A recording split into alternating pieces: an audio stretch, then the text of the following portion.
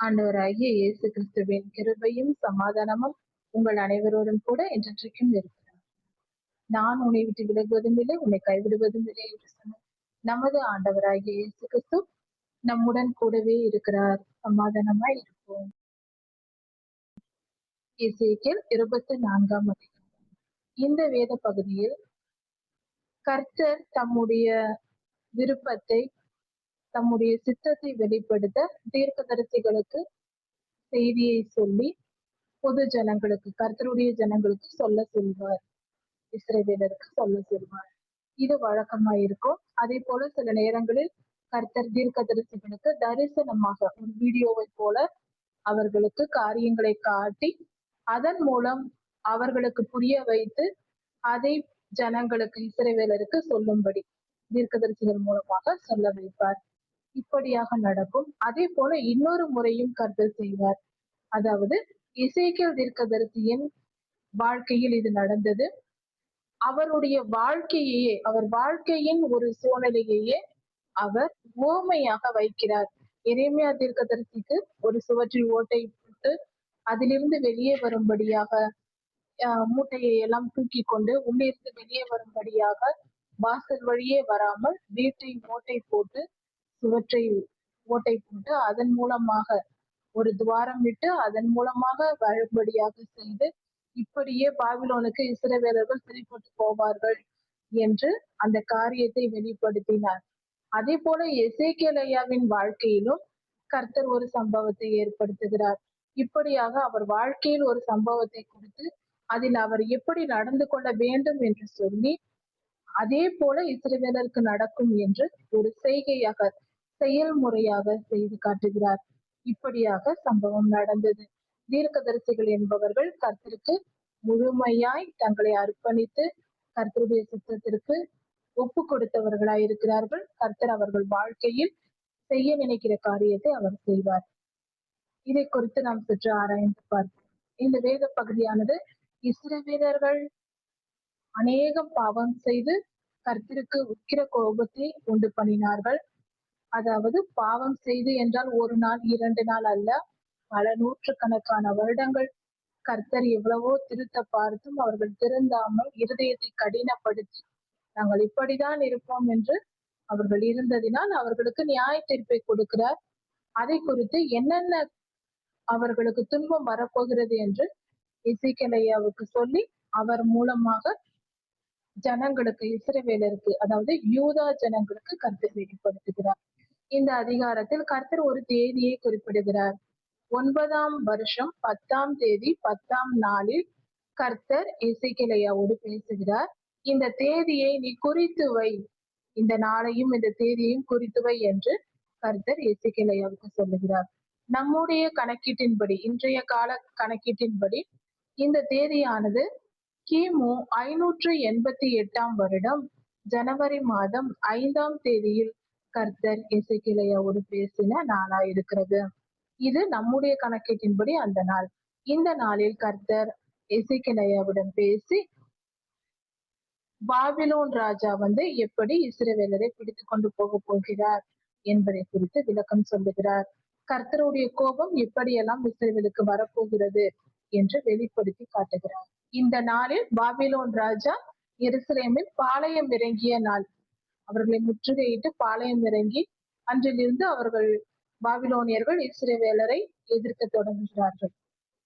கர்த்தர் சொல்லுகிறார், கலக வீட்டாருக்கு நீ ஒரு உவமையை காண்பி என்று சொல்லுகிறார். கர்த்தர் உவமைகள் மூலமாக பேசுவார் என்பதற்கு இந்த அதிகாரத்தில் 2 ஆதாரங்கள் இருக்கிறது. அதில் ஒன்றை பார்ப்போம். இஸ்ரவேலின் ஆசாரியர்கள், லேவி கோத்திரத்தார் இருந்தார்கள், இன்னும் சிலர் இருந்தார்கள் இஸ்ரவேலர்கள். அவர்கள் எல்லாம் ஏற்கனவே அவர்கள் ஒரு சில வார்த்தைகளை சொல்லி வந்தார்கள். அது கர்த்தருக்கு மிகுந்த கோபமூட்டுகிற செயல். அதாவது கர்த்தருடைய ஊழியர்களாய் இருந்து தேவாலயத்து பணிகளில் பரிசுத்தமாய், மன உள்ளத்தில் பரிசுத்தத்தோடு மிகுந்த பரிசுத்தமாய் கர்த்தருக்கு பயபக்தியாய் நடந்து கொள்ள வேண்டியவர்கள், ஜனங்களையும் பயபக்தியில் நடத்த வேண்டியவர்கள் கர்த்தருடைய ஊழியர்கள். சாதாரணமானவர்கள் பாவம் செய்வதற்கு கொஞ்சம் கோபம் வரும் கர்த்தருக்கு. கர்த்தருடைய ஊழியர்களாய் இருந்து நாம் தவறு செய்தால் அது எவ்வளவு பெரிய கோபத்தை மூட்டும். அல்லவா? சிறு பிள்ளைகள் தவறு செய்யும் போது அந்த பிள்ளைகளை நாம் மன்னித்து விட்டு விடுவோம். அதே பிள்ளைகள் பெரியவர்களாய் வளர்ந்து நன்றாக பெரியவர்கள் ஆன பின்பு அவர்கள் அதே தவறை செய்தால் நமக்கு கோபம் வரும். அதே போலதான் கர்த்தரும். நம்முடைய சுபாவம் கர்த்தருடைய சுபாவம் போலதானே இருக்கிறது. என்ன நடந்தது என்றால், அவர்கள் ஒரு வார்த்தையை அடிக்கடி சொல்லி வருகிறார்கள் இஸ்ரவேலின் ஊழியர்கள். என்னவென்றால், எருசலேம் கொப்பரை. நாங்கள் அதாவது எருசலேம் வந்து இறைச்சி பாத்திரமாம். இவர்கள் எல்லாம் அதில் இருக்கும் இறைச்சியாம்.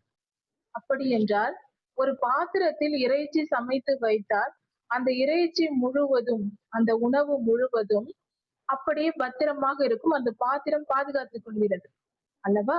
அது போல எருசலேம் இவர்களை பாதுகாத்துக் கொள்கிறதாம்.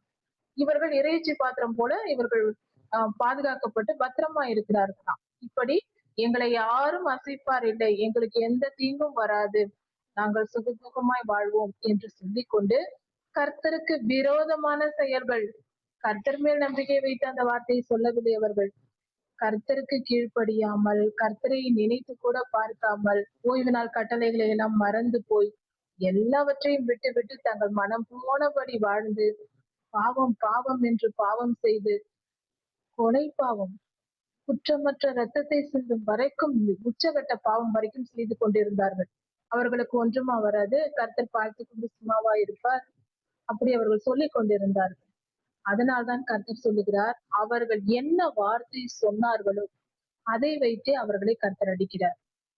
நாங்கள் எருசலேம் இறைச்சி பாத்திரம், நாங்கள் இறைச்சி என்று சொன்னார்கள் அல்லவா, பெருமையாக சொல்லிக் கொண்டு திரிந்தார்கள் அல்லவா, அவர்களிடத்தில் நீ போய் சொல் என்று கர்த்தர் சொல்லுகிறார். எவ்வளவு கோபமாக சொல்லுகிறார் தெரியுமா? எசேக்கியேலிடம் என்ன சொல்லுகிறார்? இப்போதும் நீ கலக வீட்டாருக்கு ஒரு உவமையை காண்பி என்று சொல்லுகிறார். அவர்களுக்கு பெயர் கர்த்தர் என்ன வைத்திருக்கிறார்? இஸ்ரவேலர் என்ற பெயர் கொடுத்த தேவன் அவர்களுக்கு என்ன பெயர் கொடுக்கிறார் இப்பொழுது? கலக வீட்டார் என்று. எவ்வளவு அக்கிரமமாக அவர்கள் வாழ்ந்திருந்தால், கர்த்தருக்கு எவ்வளவு நாளாக எவ்வளவு கோபமூட்டி இருந்தால் அந்த வார்த்தை கர்த்தரிடத்தில், இது எவ்வளவு மோசமான செயல் இது. மனிதர்கள் இந்த வார்த்தை கர்த்தரிடத்தில் வாங்கலாமா? கலகம் செய்து கலகம் செய்து மனம் போனபடி வாழ்ந்து இச்சையோடு வாழ்ந்து கர்த்தருக்கு விரோதமாய் நடக்கலாமா? கீழ்ப்படியாமல் இருக்கலாமா? கர்த்தருடைய கோபத்துக்கு ஆளாகி அழிந்து போக வேண்டியதுதான்.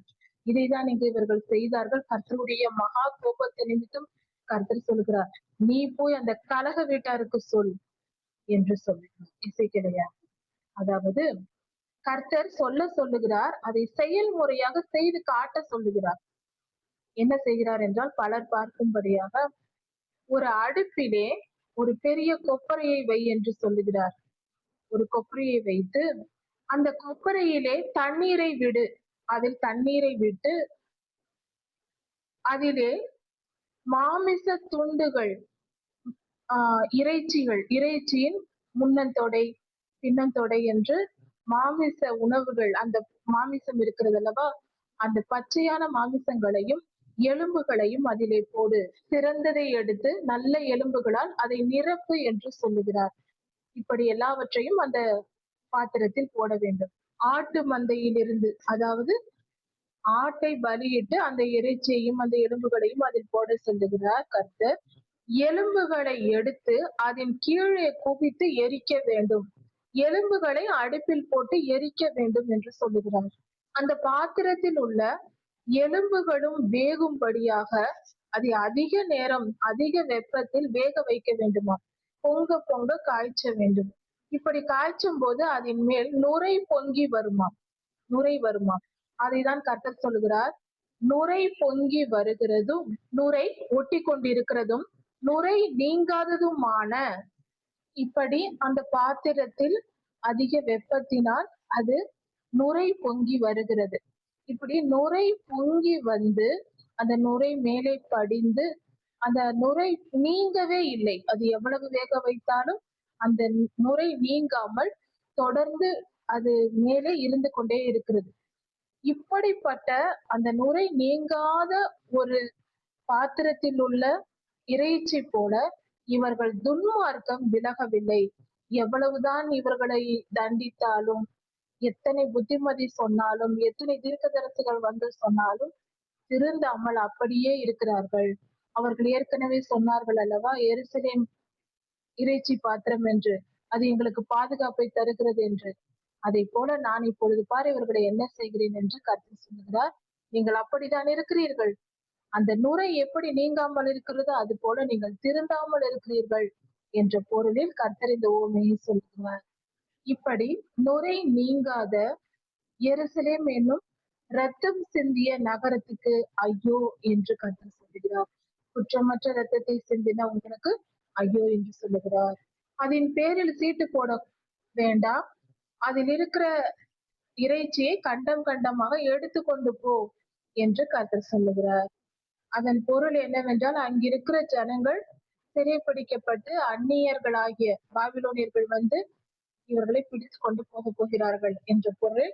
அதில் இருப்பதை எடுத்துக்கொண்டு போ என்றால் பாபிலோன் வந்து ராஜா வந்து இவர்களை சிறைப்பிடித்துக் கொண்டு போவதை குறிப்பிடுகிறது. அந்த இரத்தம் மண்ணிலே ஊற்றினால் மறைந்து போகும். ஆனால் எருசலேம் தங்கள் பாவத்தை மறைக்காமல் அங்கிருக்கிறவர்கள் வெளியரங்கமாய் வெளிப்படும்படி செய்தார்கள். அந்த இரத்தம் சிந்தினால், ஒரு கொலை செய்து அதில் இரத்தம் சிந்தப்பட்டால் மண்ணில் ஊற்றினால் அந்த அந்த மண்ணில் பட்ட இரத்தம் மறைந்து போகும். பாறையில் வெட்டப்பட்டு இரத்தம் பாறையில் படிந்திருந்தால் அது அப்படியே வெளியே தெரியும். அது போல இஸ்ரவேலில், அதாவது எருசலேமில் நடந்த அக்கிரமங்கள் வெளியரங்கமாய் பாறையில் ஊற்றப்பட்ட இரத்தம் போல வெளிப்படையாக எல்லோருக்கும் தெரியும்படியாக கர்த்தருடைய ஜனமாய் இருந்து பரிசுத்தமாய் வாழாமல் பாவம் செய்து பலரும் அறியத்தக்கதாக இவர்கள் மகா பாவங்களை செய்ததினால் கர்த்தருடைய நாமம் தூஷிக்கப்படுவதற்கு இவர்கள் ஏதுவாய் இருந்தார்கள். அதனால் இப்படி வெளியரங்கமாய் பாவம் செய்தால் எருசலேம் என்னும் குமாரத்தை என்று சொல்லுகிறார். அப்படி என்றால் இஸ்ரவேலர்கள் செய்த பாவம் வெளிப்படையாய் தெரியும்படியாகவே செய்தார்கள். கொஞ்சம் பயந்து பாவத்தின் துவக்கத்தில் பயந்து மறைந்து ஒளிந்து பாவம் செய்வார்கள். அதில் துணிந்து விட்டால் வெளியரங்கமாக பெருமையாக செய்ய தொடங்கினார்கள். இதுதான் கர்த்தருடைய கோபத்தை வரவேற்கும் ஒரு செயல். எப்பொழுது ஒரு மனிதனாக இருந்தாலும் ஒரு தேசமாக இருந்தாலும் வெளியரங்கமாக தன் பாவத்தை மறைக்காமல் செய்ய தொடங்குகிறதோ அப்பொழுது அதற்கு முடிவு வந்துவிட்டது என்று பொருள். அதுதான் பாவத்தின் உச்சகட்டம். நீதியை சரி கட்டுவதற்கு கோபம் மூடும்படி, என் கோபம் எனக்கு வரும்படியாக அவள் இரத்தத்தை நான் கற்பாறையின் மேல் வைத்தேன், மண்ணில் ஊற்றி மறைக்கவில்லை என்று சொல்லுகிறார். எருசலேமின் பாவத்தை நான் மறைக்காமல் வெளியரங்கமாக பாறையில் ஊற்றப்பட்ட இரத்தம் போல நான் வைத்திருக்கிறேன் என்று சொல்லுகிறார். இரத்த சாட்சிகள் பலர் கொல்லப்பட்டிருக்கிறார்கள் எருசலேமில். கர்த்தருக்கு பரிசுத்தமாய் வாழ்கிற நீதிமான்கள், கர்த்தருடைய ஊழியர்கள், பாவம் செய்யாத பரிசுத்தமான ஜனங்கள் யாராயிருந்தாலும் அவர்களை பாதுகாக்க யாரும் இல்லை என்று தங்கள் பலத்தினாலும் அதிகாரத்தினாலும் எருசலேமின் குடிகள், எருசலேமில் இருந்தவர்கள் கொன்றிருக்கிறார்கள். யூதர்கள் அநியாயமாய் அக்கிரமம் செய்யப்பட்டிருக்கிறது. அந்த இறந்த உயிர்கள் கர்த்தரை நோக்கி கூப்பிடும் அல்லவா, ஆபேலையாவின் ரத்தம் அழைத்தது போல. அதுதான் கர்த்தர் அவர்களுக்கு நியாயத்திற்கு செய்யும்படியாக எருசலேமின் பாவங்களை மறைக்காமல் நான் கற்பாறையில் வைத்தேன் என்று சொல்லுகிறார். அதற்கு நீதி சரி கட்டும்படியாக தான் அப்படி வைத்தேன். அவர்களுக்கு சரியான தண்டனை கொடுப்பதற்காக அதை அப்படியே வைத்திருக்கிறேன், கணக்கு வைத்திருக்கிறேன் உன் பாவத்திற்கு என்று சொல்லுகிறார். ரத்தம் சிந்திய நகரத்திற்கு ஐயோ, நான் பெரிதான கட்டைகளை வைத்து எரிப்பேன் உன்னை என்று சொல்லுகிறார். எருசலேம் நகரம் பாபிலோன் ராஜாவினால் எரிக்கப்படுகிறது. காரணம் அவர்கள் அங்கு செய்த பாவம். இது ஏன் கர்த்தர் செய்கிறார்? அப்படியே விட்டுவிடலாமே என்றால் முடியாது. அப்படி செய்வதனால் அந்த இடம் அசுத்தமாகவே இருக்கும். உதாரணத்திற்கு ஒரு காரியத்தை நாம் கவனிப்போம். நம்முடைய உடுத்தி இருக்கும் துணி அது அழுக்காகி விட்டால், அதில் கரை படிந்து விட்டால் நாம் என்ன செய்வோம்? அதை தண்ணீரில் போட்டு துவைத்து அதை காய வைத்து சுத்திகரித்து அதை சரிப்படுத்துவோம். சுத்திகரித்த பின்புதான் அதை நாம் திரும்பவும் உடுத்துவோம். அதை அப்படியே இருந்தால் திரும்பவும் உடுத்திக் முடியும்? அழுக்கான துணிகள், கரையான துணிகளை போட முடியுமா? முடியாது. ஏன் நாமே பரிசுத்தமாய் நம் துணிகள் இருக்க வேண்டும் சுத்தமான துணிகளை உடுத்த வேண்டும் என்று விரும்புகிறோம், அறிந்திருக்கிறோம். அதுதான் சரி. அப்படி இருக்கும்போது கர்த்தர் பரிசுத்தர். பரிசுத்தர். தெய்வம். அவர் மிகப்பெரியவர். அவர் கரங்களால் படைக்கப்பட்ட சிருஷ்டிப்பு நாம். நாமே சுத்தத்தை விரும்பும்போது படைத்த அவர் எவ்வளவு பரிசுத்தமானவர். அவர் எவ்வளவு பரிசுத்தத்தை நம்மிடத்தில் எதிர்பார்ப்பார். அப்படி இருக்க ஒரு தேசத்தில் எருசலேமில் பாவம் நடந்தது. என்ன பாவம்? எப்படி? அதை குறித்து சற்று விளக்கமாக பார்க்கலாம். பாவம் என்றால் என்ன? ஒரு மனிதன் இச்சை கொண்டு, அதாவது நியாயம் இல்லாத ஆசைகள். கணவன் மனைவி ஒருவரை ஒருவர் நேசித்து சந்தோஷமாய் வாழ்வது பரிசுத்தமான வாழ்க்கை. பிறன் மனைவியை ஒரு ஆண் பார்த்து தவறு செய்கிறான், ஒழுக்கமற்ற வாழ்க்கை வாழ்கிறான். ஆணோ பெண்ணோ யாரா இருந்தாலும் அப்படி செய்வது மகா பெரிய பாவம். அது விபச்சார பாவம்.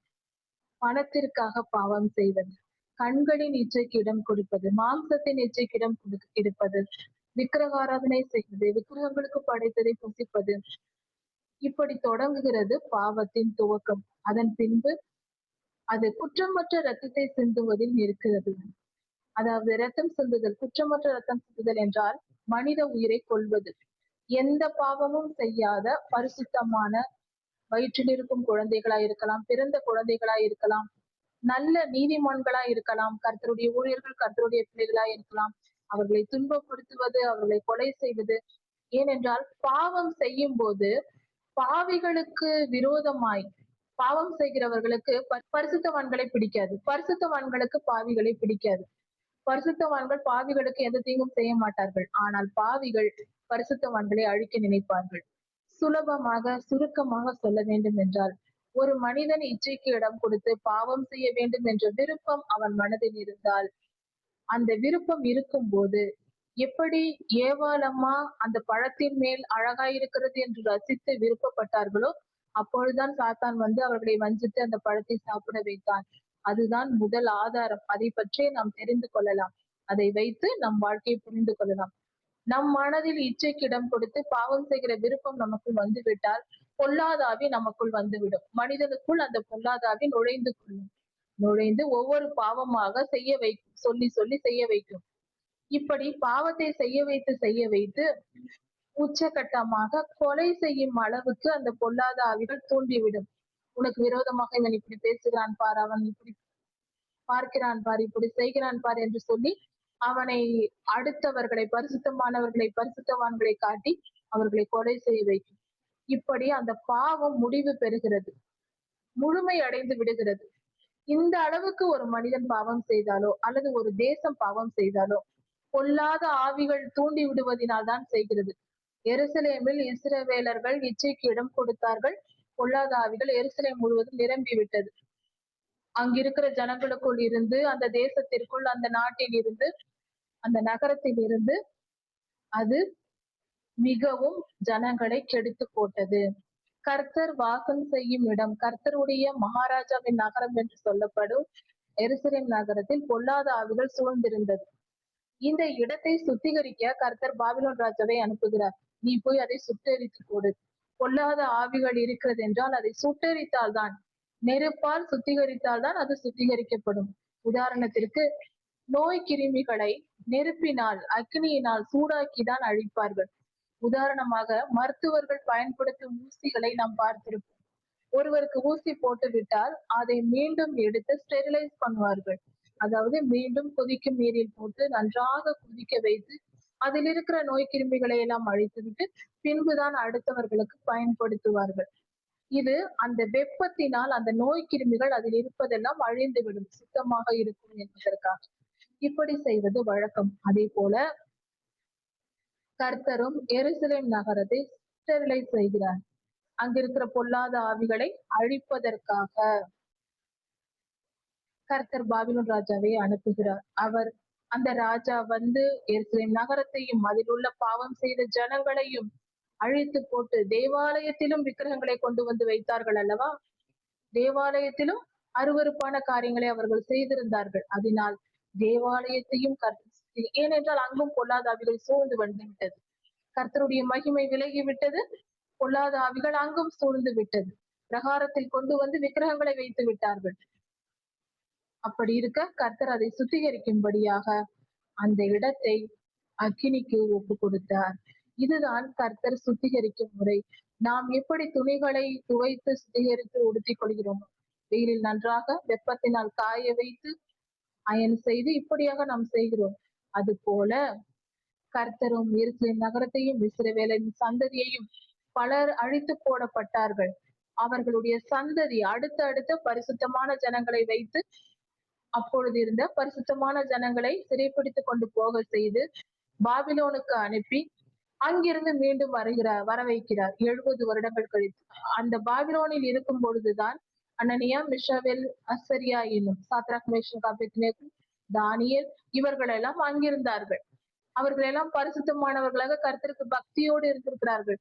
கர்த்தருடைய பக்தி வைராக்கியத்தோடு கர்த்தர் மேல் வைத்த பக்தியோடு வாழ்ந்த ஜனங்கள். தானியேலையாவை போல இவர்கள் மூவரும் எப்படிப்பட்டவர்கள் என்று நமக்கு தெரியும் அல்லவா? அப்படிப்பட்டவர்களை கொண்டு வந்து அவர்கள் மூலமாக அடுத்த சந்ததி உருவாகிறது. கர்த்தர் இப்படிதான் சுத்திகரிப்பை உண்டு பண்ணுகிறார். கர்த்தர் ஒரு 10 பேர் இருக்கிற ஒரு குடும்பம் இருக்கிறது என்றால் அதில் ஒரு சிலர் நீதிமான்களாக கர்த்தருடைய பார்வையில் பிரியமானவர்களாக இருந்தால் அவர்களை வைத்து விட்டு மற்றவர்களை அழித்து விடுகிறார். மரணத்திற்கு ஒப்பு கொடுத்து விட்டு அந்த கொஞ்சம் நீதி இருக்கிற மனிதனை சிறைப்பிடிப்பு, ஒரு சிறையிருப்பு போல ஒரு இடத்தில் அடைத்து போடும் அளவுக்கு கொடுமையை அனுபவித்துக் கொண்டு அவர்கள் வாழ்ந்து கொண்டிருப்பார்கள். ஆனால் கர்த்தர் அவர்களை புடமிடுவது அப்படிதான். தங்கத்தையும் வெள்ளியையும் புடமிடுவது போல அவர்களை புடமிட்டு, ஏனென்றால் கொஞ்சம் பரிசுத்தம் இருப்பதினால் இன்னும் புடமிட்டு அவர்களை பரிசுத்தமாக்கி, தங்கத்தை தெரிந்து கொண்டு புடமிட்டு பரிசுத்தமாக்குகிறோம் போல பரிசுத்தமாக்கி, வைரத்தை தீட்டுவது போல சுத்திகரிப்பது போல செய்து கர்த்தர் தமக்காக பயன்படுத்திக் கொள்கிறார். இது கர்த்தருடைய மேலான வழிநடத்தும் முறைகள். மனிதனை கர்த்தர் ஆளுகை செய்யும் முறைகளாய் இருக்கிறது. கர்த்தர் பெரியவர், மிகவும் நல்லவர். அவரை போல தெய்வம் ஒருவரும் இல்லை. நாம் கர்த்தருக்கு கீழ்ப்படிந்து அவருக்கு செவி கொடுத்து வாழ்வோம். நம்மை நாமே உருவாக்கி கொள்ளவில்லை, நம்மை நாமே படைத்துக் கொள்ளவில்லை. கர்த்தரே நம்மை சிருஷ்டித்தார். அவரே நம் ராஜா. அவருக்கு கீழ்ப்படிந்து அவர் சொல்படி அவர் விருப்பப்படி வாழ்வதே சரியான வாழ்க்கை. அதுவே நீதியும் நியாயமாய் இருக்கிறது. நம் விருப்பப்படி நாம் வாழக்கூடாது. நாம உருவாகவில்லை அல்லவா? அதனால் நாம் இருக்கும் பூமி, நாம் சுவாசிக்கும் காற்று, உணவு, தண்ணீர் எல்லாம் அவர் படைத்தது. அவர் கரங்களில் உட்கார்ந்து கொண்டு என் இஷ்டப்படி வாழ்வேன் என்று சொல்ல முடியாது, சொல்லவும் கூடாது. நம் ஜீவன், நம் ஆவி, ஆத்மா, சரீரம் எல்லாம் அவருடையது. எல்லாம் அவருக்கு சொந்தமாய் இருக்கும் போது அவர் இஷ்டப்படிதான் எல்லாம் வாழ வேண்டும். அதுதானே நீதி. கர்த்தர் கொடுமை உள்ளவர் அல்ல, நல்லவர். நம்மை சந்தோஷமாய் வைத்துக் கொள்வார். அவருக்கு கீழ்ப்படிந்தால் போதும். முழு சுதந்திரத்தை கொடுத்து நம்மை அடிமையாக வைக்க மாட்டார். நாம் கர்த்தருக்கு அர்ப்பணிக்க வேண்டும் நம்மை. ஆனால் அவர் நம்மை அடிமையாக நடத்த மாட்டார், பிள்ளைகளாக நடத்துவார். முழு சுதந்திரத்தை கொடுத்து நடத்துவார். இப்பொழுது கூட நாம் பாவிகளாய் இருக்கும் போதும், இந்த பூமியிலே வாழ்ந்து கொண்டிருக்கும் போதும் நமக்கு முழு சுதந்திரத்தை கொடுத்திருக்கிறார் அல்லவா? நீ என்னை தேடியும் வரலாம், வா என்று அழைக்கிறாரே தவிர வந்துதான் ஆக வேண்டும் என்று கட்டாயப்படுத்தவில்லையே. சாத்தானை பின்பற்றி போவதென்றாலும் போகலாம், நம் விருப்பம்தான். முழு சுதந்திரத்தை இப்பொழுதே கொடுத்திருக்கும் போது அவரை நம்பி போய்விட்டால் அவர் நம்மை நன்றாக பார்த்துக் கொள்வார். நம்மை பிள்ளைகளாக முழு சுதந்திரம் கொடுத்து சமாதானமாய் நம்மை பரலோகத்தில் சந்தோஷமாய் வாழ வைப்பார். அவரை நம்பி மனம் திரும்புவோம். அவர் விருப்பத்திற்கு நம்மை நாம் அர்ப்பணிப்போம். நம் விருப்பத்திற்கு நம்மை அவர் சந்தோஷமாய் வாழ வைப்பார். நம் விருப்பங்களை மதிக்கிற, அதற்கு முக்கியத்துவம் கொடுக்கிற தேவன் அவர். அவர் மிகவும் பெரியவர். நாம் அற்பமானவர்களாய் இருந்தாலும் நமக்கு எவ்வளவு முக்கியத்துவம் கொடுக்கிறார் தெரியும். அவர் அவ்வளவு பெரிய நல்லவர். கர்த்தர் நல்லவர். அவர் நம்மை என்றென்றும் காக்கிறார். அவருடைய நாமம் மகிமைப்படுவதாக. அல்லேலூயா. எசேக்கியேல் 24ஆம் அதிகாரம் 14ஆம் வசனம் முதல் 27ஆம் வசனம் வரை. இஸ்ரவேலர்கள் அநேகம் பாவம் செய்தார்கள். அதிலும் முக்கியமாக குற்றமற்ற ரத்தம் சிந்துதல் மற்றும் முறைகேடு, தனி மனித ஒழுக்கம் இல்லாமல் மகா பாவம், சோதம் குமாராவை போல பாவம் செய்து வாழ்ந்தார்கள். இந்த பாவத்தை நிமித்தம் கர்த்தர் அவர்களுக்கு நியாய தீர்ப்பை கொடுப்பேன் என்று சொல்லுகிறார். எருசலேம் நகரம் சுட்டெரிக்கப்படும் என்று ஊமையாக எசேக்கியேல் ஐயா மூலமாக சொல்லுகிறார். பானையும் இறைச்சியும் வைத்து வேக வைக்கப்பட்ட அந்த பாத்திரம் போல எருசலேம் நகரம் அக்கினியினால் சுட்டெரிக்கப்படும் என்று ஓமையாக சொல்லுகிறார். இப்படியாக எசேக்கியேல் ஐயாவுக்கு கர்த்தர் வெளிப்படுத்துகிறார். பொதுவாக கர்த்தருடைய சுபாவம் என்று ஒன்று உண்டு. அதாவது கர்த்தர் இரக்கம் உள்ளவர், மிகுந்த கிருபை உள்ளவர். சில நேரங்களில் மனிதர்களாகிய நாம் பாவம் செய்யும் பொழுது, மிகவும் அக்கிரமமாய் நாம் நடந்து கொள்ளும் போது, கர்த்தர் நமக்கு நியாய தீர்ப்பை சொன்னால், தீர்க்கதரிசிகள் மூலமாக சொல்லுகிறார் என்றால், அதை கேட்டவுடன் நாம் மனம் திரும்பி கர்த்தருடைய பாதத்தில் அமர்ந்து உபவாசித்து ஜெபித்து மனம் திரும்பி மன்னிப்பு கேட்டால் கர்த்தர் மன்னிப்பார். சில நேரங்களில் அவருடைய மன்னிப்பு கிருபையாக கிடைக்கும் நமக்கு. இதற்கு உதாரணமாக நினிவே மக்கள் மனம் திரும்பினார்கள், கர்த்தர் அவர்களை அழிக்காமல் விட்டார். இது நமக்கு யோனா புஸ்தகத்தில் கொடுக்கப்பட்டிருக்கிற ஆதாரம். கர்த்தர் மன்னிக்கிறவர், மனம் திரும்பினால் நிச்சயம் மன்னிப்பு உண்டாகும். சரி, ஆனால் ஒரு காரியம் இருக்கிறது, மன்னிக்கவே மாட்டேன் என்று. அதாவது நினிவே மக்கள் அந்நியர்கள், அவர்களை கர்த்தர் மன்னித்தார் மனம் திரும்பியதும். யோனா தீர்க்கதரிசி சொன்னார், தீர்க்க தரிசனம் உரைத்ததும் அவர்கள் மனம் திரும்பினார்கள். அவர்கள் நினிவே மக்கள் சாதாரணமானவர்கள் அல்ல, மகா கொடிய பாவங்களால் நிரம்பி இருந்தவர்கள். யோனா ஐயா அங்கு போவதற்கே பயப்படுகிறார். ஏனென்றால் கொன்று போடுவார்கள் என்று பயந்து. அப்படிப்பட்ட கொடூரமான ஜனங்கள் தான் அவர்கள். ஆனால் அவர்களே மனம் திரும்பினார்கள் என்றால் அது மனிதர்களால் ஜீரணிக்க முடியவில்லை. கர்த்தர் அறிந்தே அவர்களிடத்தில் தீர்க்கதரிசியை அனுப்பி இருக்கிறார். அவர்கள் இருதயத்தில் மனம் திரும்பும் வாய்ப்பு இருக்கிறது. அவர்கள் அறியாமையினால் பாவம் செய்கிறார்கள் என்று கர்த்தர் அறிந்தே அவர்களிடத்தில் தீர்க்கதரிசியை அனுப்பி இருக்கிறார். யோனாயாவுக்கு தான் அவர்கள் புரியவில்லை, அவர்கள் நிலை. கர்த்தர் அனைவரையும் எல்லாம் அறிந்து வைத்தவர் அல்லவா? அல்லேலூயா. அப்படி இருக்க கர்த்தர் இஸ்ரவேலர்களை இப்படிப்பட்ட ஒரு நியாய தீர்ப்பை சொல்லிவிட்டார். எருசலேம் நகரம் சுட்டெரிக்கப்பட போகிறது, யூதர்கள் தண்டிக்கப்பட போகிறார்கள் என்று எசேக்கியேல் ஐயா மூலமாக சொல்லிவிட்டார். ஆனால் சொன்ன பின்பு இன்னொரு விஷயத்தையும் சொல்லுகிறார். அது மிகவும் வேதனைக்குரியதா இருக்கிறது. நான் அவர்களுக்கு இறங்க மாட்டேன் என்று சொல்லுகிறார். நியாய தீர்ப்பை சொல்லிவிட்டேன், ஆனால் அவர்கள் வந்து கெஞ்சினால் நான் இறங்கி விடுவேன் என்று நினைக்க வேண்டாம். அவர்களுக்கு நான் இறங்க மாட்டேன். அவர்கள் பாவத்திற்கு தக்க தண்டனையை கொடுப்பேன், அவர்களை தப்ப விட மாட்டேன் என்று சொல்லுது. நான் இதை சொன்னேன், இது நிறைவேறும், நான் இதை செய்வேன், நான் பின்வாங்குவதும் தப்ப விடுவதும் இல்லை என்று சொல்லுகிறார். இவ்வளவு துல்லியமாக மிக கண்டிப்பாக சொல்லுகிறார். நான் மனஸ்தாபப்படுவதும் இல்லை என்று சொல்லுகிறார். அந்த அளவுக்கு அவர்களுடைய அக்கிரமம் பெருகி இருக்கிறது. மனிதர்களுடைய பாவங்களை 2 வகையாக பிரிக்கலாம். ஒரு மனிதன் தன் இருதயத்தில் துர்க்குணத்தோடு பிறந்து வாழ்ந்து பரம்பரையாக துர்க்குணம் இருக்கும். கெட்ட குணங்கள், பிறரை துன்புறுத்தி பார்ப்பது, கொடுமை செய்வது போன்ற இயல்பான அந்த மனிதனுடைய ரத்தத்திலேயே ஊறி இருக்கிற அவனுடைய குணமாக இருக்கிற மனிதர்கள் உண்டு. அவர்கள் பாவங்கள் அதிகமாய் செய்வார்கள். அதுவும் தவறுதான், பாவம்தான். ஆனால் இன்னொரு விதம் உண்டு. சிலர் நல்லவர்களாக இருப்பார்கள், நற்குணங்கள் அவர்களுக்குள் இருக்கும்.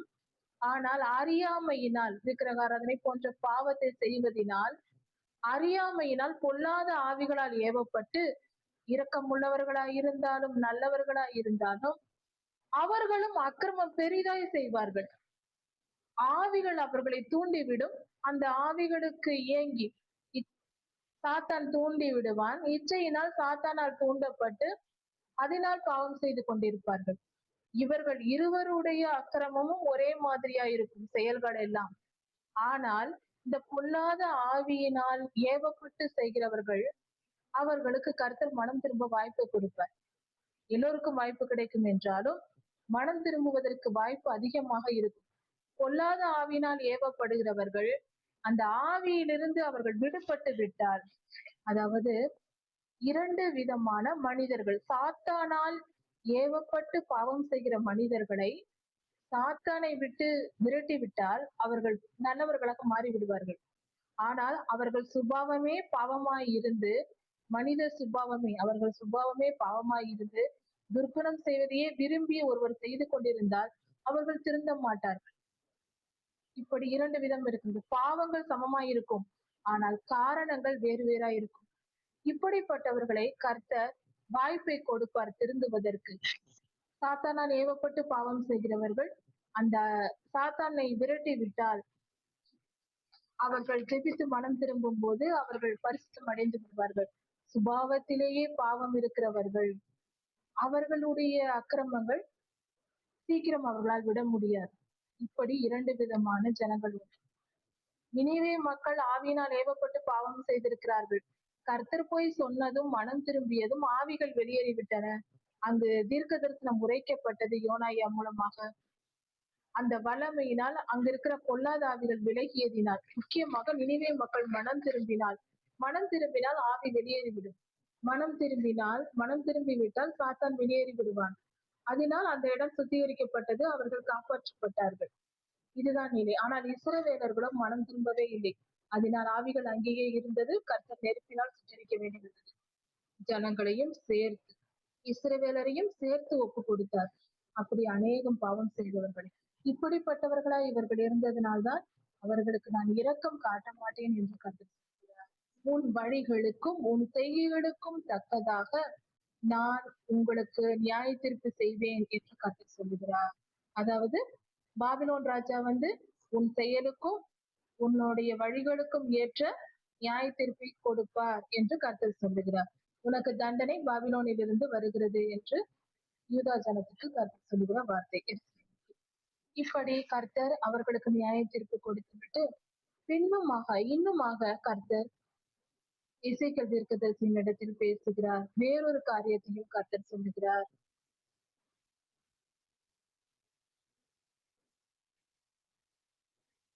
இதோ உன் கண்ணுக்கு பிரியமானவளை நான் ஒரே அடியினாலே நான் எடுத்துக் கொள்ளுவேன் என்று கர்த்தர் சொல்லுகிறார். எசேக்கியேல் தீர்க்கதரிசியின் மனைவியை கர்த்தர் நான் எடுத்துக்கொள்ள போகிறேன் என்று சொல்லுகிறார். ஒரே அடியினாலே நான் எடுத்துக்கொள்ள போகிறேன் என்று சொல்லுகிறார். அப்படி நான் எடுத்துக்கொள்ளும் போது நீ அழக்கூடாது. ஒரே அடியினாலே உன்னை விட்டு எடுத்துக்கொள்ளுவேன். அப்பொழுது நீ புலம்பாமலும் அழாமலும் கண்ணீர் விடாமலும் இருப்பாயாக. அலறாமல் பெருமூச்சு விடு என்று கர்த்தர் சொல்லுகிறார். இழவு கொண்டாட வேண்டாம், துக்கம் கொண்டாடாதே. உன் பாகையை உன் தலையிலே கட்டி உன் பாதரட்சையை பாதங்களில் தொடுத்துக்கொள். உன் தாடியை மூடாமலும் துக்கம் கொண்டாடுகிறவர்களின் அப்பத்தை நீ புசியாமலும் இருப்பாயாக என்று சொல்கிறார். என்னென்ன காரியங்கள் ஒரு துக்க வீட்டில் நடக்கும் செய்வது வழக்கம் என்பதை குறித்து இங்கு ஆண்டவர் சொல்லியிருக்கிறார். ஒருவர் இறந்து விட்டால் அந்த குடும்பத்தினர் அலறுவார்கள், அழுவார்கள், துக்கம் கொண்டாடுவார்கள், துக்கத்திற்காக உணவு தயாரிப்பார்கள், துக்க உணவு தயாரிப்பார்கள். அந்த காலத்தில் புளிப்பில்லாத அப்பம் செய்வார்கள்.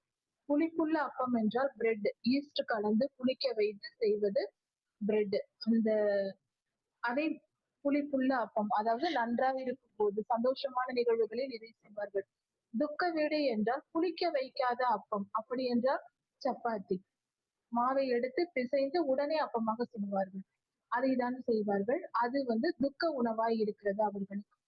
இப்படி துக்க உணவை நீ புசிக்காமலும் தலையில் பாகையை கட்டிக்கொண்டு, தலைப்பாகையை எடுக்காமல் அதை வைத்துக் கொண்டு, கால்களில் செருப்பை போட்டுக்கொண்டு பெருமூச்சு மட்டும் விடு, அழாதே, அலறாதே, துக்கம் கொண்டாடாதே என்று சொல்லுகிறார். உன் தாடியை மூடிக்கொள்ளாதே. இன்றும் கூட தாடியை மீசையை எடுத்துக் கொள்ளுவார்கள். குடும்பத்தில் பெரியவர்கள் இறந்து விட்டால் அவர்கள் பிள்ளைகள் இப்படியாக ஆண்கள் எடுப்பது வழக்கம். அதையும் நீ செய்யாதே என்று சொல்கிறார். தாடியை மூடாதே என்று சொல்லுகிறார்.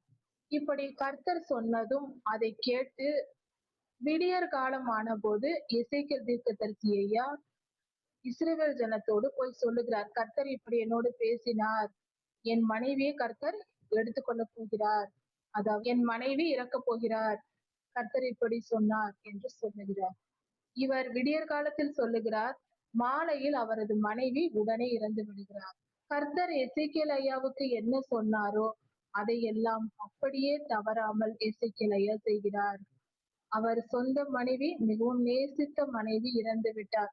ஆனாலும் அழாமலும் துக்கம் கொண்டாடாமலும் கர்த்தரிட்ட கட்டளையின்படியே அவர் கீழ்ப்படிந்து செய்கிறார். இதுதான் ஒரு தீர்க்கதரிசியின் ஒரு உயர்ந்த மனநிலை. கர்த்தருக்கு கீழ்ப்படிதல் எப்படி இருக்கிறது பாருங்க. இஸ்ரவேலர்களின் கீழ்ப்படியாமை எவ்வளவு மோசமான நிலையில் இருக்கிறது, அகல பாதாளத்தில் இருக்கிறது. எசேக்கியேல் ஐயா அவர்கள் மத்தியில் வாழ்கிற ஒரு தீர்க்கதரிசி எசேக்கியேல் ஐயா தன் நேசிக்கிற தன் மனைவியை இறப்புக்கு ஒப்பு கொடுத்தும் அழாமல் துக்கம் கொண்டாடாமல் கர்த்தரிட்ட கட்டளையின்படியே நடந்து கொள்கிறார். அந்த நிலையில் இதுதான் கர்த்தருக்கு நாம் கீழ்ப்படிய வேண்டிய முறை. இப்படிதான் இருக்க வேண்டும் எசேக்கியேல் ஐயாவை போல. அப்படிப்பட்ட மனப்பக்குவம் நமக்கு வேண்டும். மனைவியை காட்டிலும் கர்த்தரை நேசிக்கிற ஒரு தீர்க்கதரிசியாய் எசேக்கியேல் ஐயா இருந்திருக்கிறார். அப்படிதான் இருக்க வேண்டும். அதுதான் சரியான வாழ்க்கை முறை. இப்படி எசேக்கியேல் ஐயா துக்கம் கொண்டாடாமல் அமைதியா இருப்பதை பார்த்து எல்லோருக்கும் முன்னாடி சொல்லிவிட்டார். வேறு விடியற் காலமே சொல்லிவிட்டார், மாலையில் இப்படி நடந்து விட்டது. இந்த நிலையில் ஜனங்கள் எல்லாம் கேட்கிறார்கள், இது எதற்கு அடையாளம், ஏன் இப்படி இருக்கிறீர் என்று கேட்கிறார்கள். இதற்கு ஏதாவது ஒரு காரணம் இருக்கும் அல்லவா, இது ஏன் இப்படி நடக்கிறது என்று இஸ்ரவேலர்கள், அதாவது யூதர்கள், எருசலேமில் இருப்பவர்கள் எசேக்கியேல் ஐயாவிடம் வந்து கேட்கிறார்கள். இப்படியாக தன்னுடைய மனைவியின் இறப்புக்கு இறந்த பின்பும் எசேக்கியேல் ஐயா கர்த்தருடைய வார்த்தையின்படி துக்கம் கொண்டாடாமல் இருந்ததினால் ஜனங்கள் எல்லாம் அவரை பார்த்து ஏன் இப்படி இருக்கிறீர்கள் என்று கேட்கிறார்கள். அதற்கு எசேக்கியேல் ஐயா, கர்த்தர் என்னோடு பேசினார், அவர் எனக்கு கட்டளையிட்டபடி செய்கிறேன். இது எதற்கு ஓமையாக இருக்கிறது என்றால், ஜனங்களே கேட்கிறார்கள், நீர் இப்படி இருப்பதற்கு அடையாளம் என்ன, ஏதோ காரணம் இருக்கிறது என்று ஜனங்களுக்கு தெரியும். கர்த்தர் சொல்லி இருக்கிறார், அதனால்தான் எசேக்கியேல் ஐயா இப்படி இருக்கிறார் என்று தெரிந்தே கேட்கிறார்கள். அதற்கு எசேக்கியேல் ஐயா சொல்லுகிறார், கர்த்தர் சொன்னார், உங்கள் பலத்தின் முக்கியமும் உங்கள் கண்களின் விருப்பமும், உங்கள் பலத்திற்கு மிக முக்கியமான இஸ்ரவேலரின் பலம் கர்த்தருடைய தேவாலயம், அவர்களின் விருப்பம் கர்த்தருடைய தேவாலயம், உங்கள் ஆத்தும வாஞ்சை எருசலேம் நகரம். இப்படிப்பட்ட என்னுடைய பரிசுத்த ஸ்தலத்தை நான் பரிசுத்த குலைச்சலாக்குகிறேன் என்று கர்த்தர் சொல்லுகிறார். அதாவது இப்படி பரிசுத்தமாய் நீங்கள் கொண்டாடுகிற நான் உங்களுக்கு கொடுத்த இந்த இடத்தை நான் பரிசுத்த குலைச்சலாக்குகிறேன் என்று சொல்லுகிறார். அதில் அழிவை ஏற்படுத்துகிறேன் என்று கர்த்தர் சொல்லுகிறார். காரணம், அவர்கள் செய்த பாவங்களின் நிமித்தம் கர்த்தர் அந்த இடத்தை சுத்திகரிப்பதை, எருசலேமை சுட்டெரிப்பதை சொல்லுகிறார். அது பரிசுத்தமாய் பாதுகாக்கப்பட வேண்டிய இடம். பொல்லாத ஆவிகளால் நிரப்பப்பட்டதால் யூதர்கள் சாத்தானுக்கு இடம் கொடுத்து, இச்சைக்கு இடம் கொடுத்து பாவம் செய்ததால் எருசலேம் நகரம் அங்கு வந்து முழுக்க அந்த எருசலேம் நகரம் தேவாலயத்தின் பிரகாரம் வரைக்கும் சாத்தானுடைய ஆளுகை வந்ததினால் கர்த்தர் அதை அழிவுக்கு முற்படுகிறார். இத்தனை காலம் உங்களுக்கு நீங்கள் எல்லாம் கொண்டாடி வந்த தேவாலயத்தையும் எருசலேம் நகரத்தையும், இதுதான் எனக்கு எருசலேம் நகரத்தில் நாங்கள் வாசிகள், நாங்கள் யூதர்கள் என்று பெருமையோடு இவர்கள் அதை வைத்தே மிகப்பெரிய பாவத்தையே செய்து விட்டார்கள். அதையெல்லாம் நான் அழித்து போடுவேன். உங்கள் பலமாய் இருக்கிறது, உங்கள் விருப்பத்தை எல்லாம், உங்கள் விருப்பமே எருசலேம் நகரமும் தேவாலயமும் தான், அதை நான் அழித்து போடுவேன் என்று கர்த்தர் சொன்னார். நீங்கள் விட்டு வந்த உங்களுடைய குமாரரும் குமாரத்திகளும் பட்டயத்தால் விழுந்து போவார்கள், அவர்கள் அழிக்கப்படுவார்கள் எதிரிகளின் ராஜாக்களால் என்று கர்த்தர் சொல்லுகிறார். எதிரி நாட்டு சேனை வந்து உங்கள் பிள்ளைகளை அழித்து போடும். அப்பொழுது நான் செய்தது போல நீங்களும் செய்வீர்கள். உங்கள் தாடியை மூடாமலும் துக்கம் கொண்டாடுகிறவர்களின் அப்பத்தை புசியாமலும் நீங்கள் இருப்பீர்கள் என்று எசேக்கியேல் தீர்க்கதரிசி ஐயா சொல்லுகிறார். எசேக்கியேல் ஐயா என்ன செய்தாரோ அதே போல நீங்களும் செய்வீர்கள் என்று அவர் சொல்லுகிறார். உங்கள் தலைப்பாகைகள் உங்கள் தலையிலும், உங்கள் பாதரட்சைகள் செருப்புகள் உங்கள் கால்களில் இருக்கும். அது அப்படியே இருக்கும். நீங்கள் புலம்பாமலும் அழாமலும் இருந்து உங்கள் துக்கத்தில் நீங்கள் வாடி போய் ஒருவரை ஒருவர் பார்த்து தவிப்பீர்கள் என்று கர்த்தர் சொல்லுகிறார். அப்படியே எசேக்கியேல் உங்களுக்கு அடையாளமாக இருப்பான் என்று கர்த்தர் சொல்லுகிறார். எசேக்கியேல் தீர்க்கதரிசி ஐயா இஸ்ரவேலருக்கு ஒரு அடையாளமாக இருக்கிறார். அவர் வாழ்க்கையில் நடந்த சம்பவங்கள். எசேக்கியேல் ஐயா செய்தபடியே யூதர்களும் செய்வார்கள் என்று கர்த்தர் சொல்லுகிறார். அப்பொழுது அவருக்கு நடந்தது போல, தீர்க்கதரிசிக்கு நடந்தது போல உங்களுக்கும் நடக்கும், நீங்களும் அப்படியே செய்வீர்கள். அப்பொழுது நான் கர்த்தர் என்று தெரிந்து கொள்வீர்கள் என்று கர்த்தர் சொல்லுகிறார். இப்படியாக கர்த்தர் சொன்னார். அதை அப்படியே எசேக்கியேல் ஜனங்களிடத்தில் சொல்லிவிட்டார். இன்னும் கர்த்தர் சொல்லுகிறார் எசேக்கியேலிடத்தில், எந்த நாளில், எந்த குறிப்பிட்ட நாளில் நான் இந்த ஜனங்களுடைய பலத்தையும் அவர்களுடைய அலங்காரங்களின் மகிழ்ச்சியையும் அவர்களுடைய கண்களின் விருப்பத்தையும் அவர்களுடைய ஆத்துமாவின் விசேஷித்த வாஞ்சைகளும் அவர்களுடைய குமாரரையும் அவர்களுடைய குமாரத்திகளையும் எடுத்துக் கொள்கிறோனோ, எந்த நாளில் அவர்கள் பிள்ளைகளை நான் எடுத்துக்கொண்டு அவர்கள் விருப்பத்தை எல்லாம் நீக்கிவிட்டு, அவர்கள் கண்கள் விரும்புகிற காரியம் அவர்களை விட்டு போய்விடும், அவர்களுடைய ஆபரணங்களை போட்டுக்கொண்டு சந்தோஷமாய் இருக்கிற காரியங்கள் எல்லாம் அவர்களை விட்டு போகும்.